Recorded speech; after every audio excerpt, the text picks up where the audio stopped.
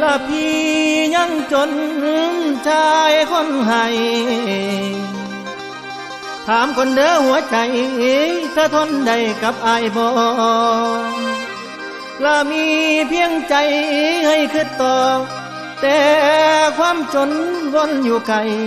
เธอทนได้บ่ละนาง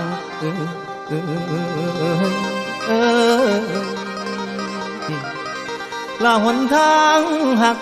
อุปสรรคยังอยู่ข้างคือความทุกข์เด้ออุกใจถ้าพี่ไหวบ่นอคำ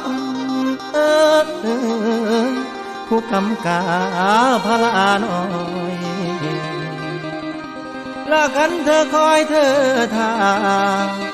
มีพงหนาอายบ่วันสิสู้เพื่อฝันคอยและเจ้าเพียงเธอว่าสิรอขอฟังคำ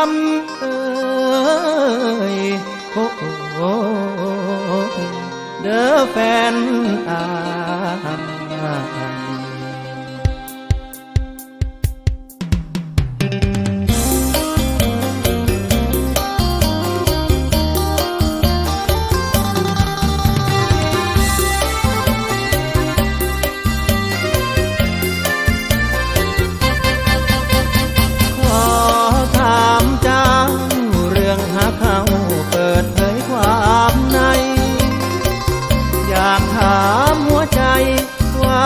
ยจนเจ้าทนได้บ่คืออุปสรรคของความหาที่ต้องให้รอหลายคราวตัวท้อเจ้าจะรอที่ได้ไหมนางทุกอย่างบนเส้นทางคนจนวุ่นวายเธอทนได้ไหมถามหัวใจตัวเองไม่น้อยหากยิ้มจากปากเธอที่รักคำเดียวว่ารอพี่คงบ่ท้อหากเจ้ารอจะขอสู้เพื่อนางทางเดินกว้างที่พงน้ำยากยิ่งทางชีวิตอายบนที่สูงขึ้นถัดต่ำลงลายห้อยคงแต่พอบอนทางตันแรงใจฉันนั้นคือเธอที่ฝ่าฟันดันดียุ่งมือกินตอมหอมที่ไหลขันแม่นเจ้ารับใดที่พูดให้คนต่อ